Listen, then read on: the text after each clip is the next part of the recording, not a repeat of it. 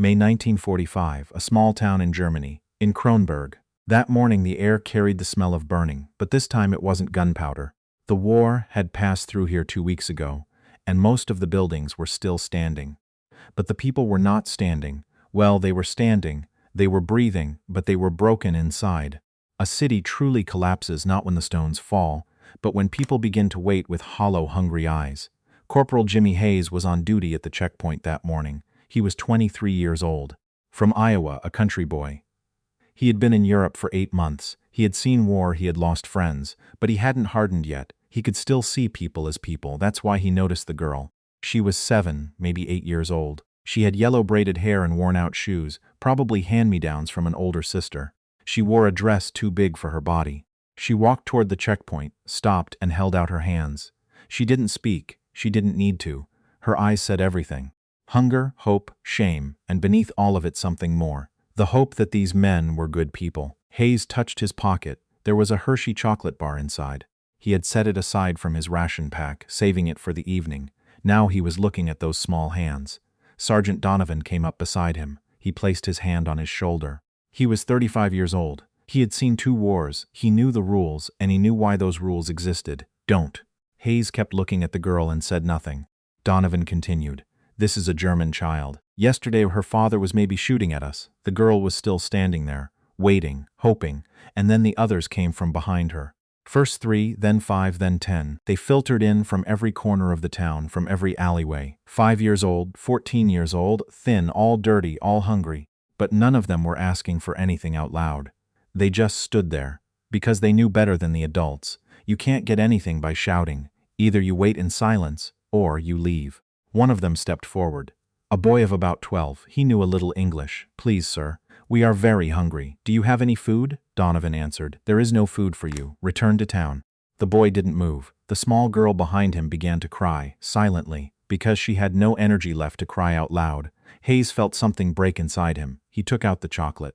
Donovan grabbed his wrist. Stop. This is an order, Hayes. Don't give it. It's just a chocolate bar, Sergeant. It's not just a chocolate bar. This is a matter of principle.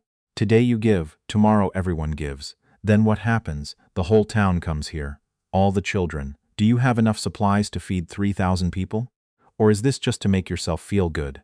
Hayes paused. There was something right in that, but there was also something wrong. He looked at the girl. The girl with pigtails, the 7-year-old girl. Did this girl vote for Hitler, Sergeant? Did this girl start this war? Did this girl decide the deaths of tens of millions of people? Donovan's face tightened, hardened. No, but her country chose. Her family chose. And war is not fair, Hayes. War simply is. At that moment, senior officers were called. Lieutenant Parker arrived. He was a young man facing his first real civilian crisis. He assessed the situation. He looked at the soldiers, looked at the children, looked at the rules. The rules were clear, soldiers first. There are aid organizations for civilians. That's their job, not ours. Hayes took out the chocolate. He broke it. He divided it into pieces, and he began distributing it to the children. Donovan didn't stop him this time. He just watched. There were 30 children and 1 chocolate bar. Most of them got nothing. Those who did shared. The older ones broke off their pieces and gave them to the younger ones. These children had already internalized scarcity and sharing too, because when there is nothing, sharing is not a matter of morality, it is a matter of survival. Then the chocolate was gone. Hayes turned his pockets inside out, showing they were empty.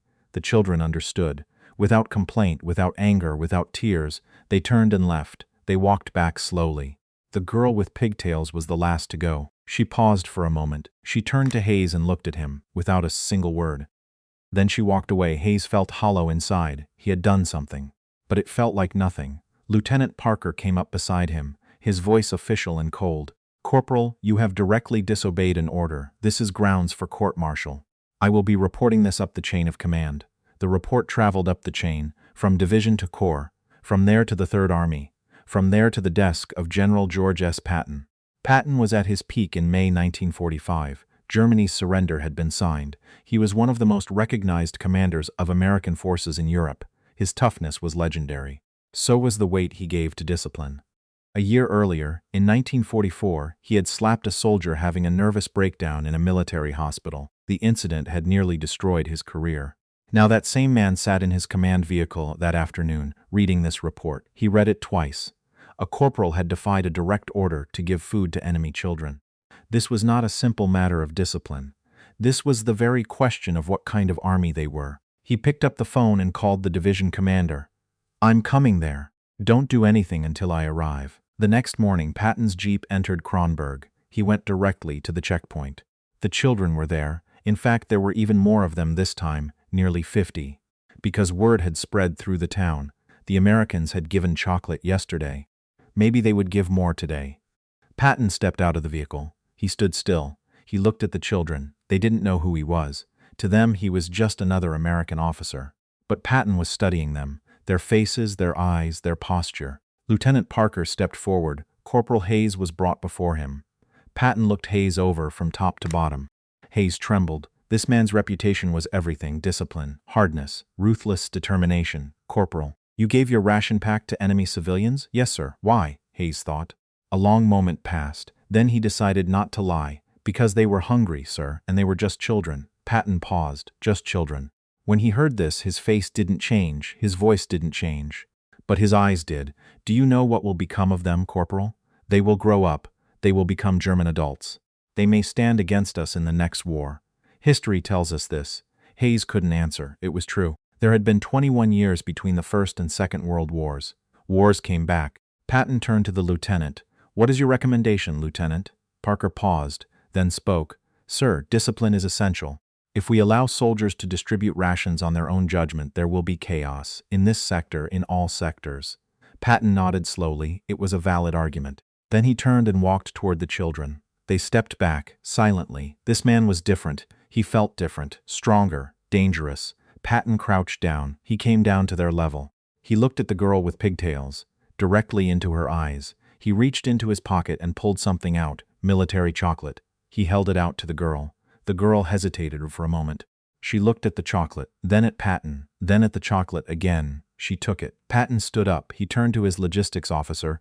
"Get me the supply officer." A major stepped forward.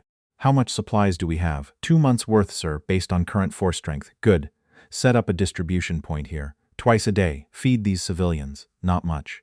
"Just enough so they don't die of hunger." The major hesitated. "Sir, the regulations clearly state." "I know the regulations, Major. I'm changing them for this sector. We feed civilians outside the combatants as well, especially the children."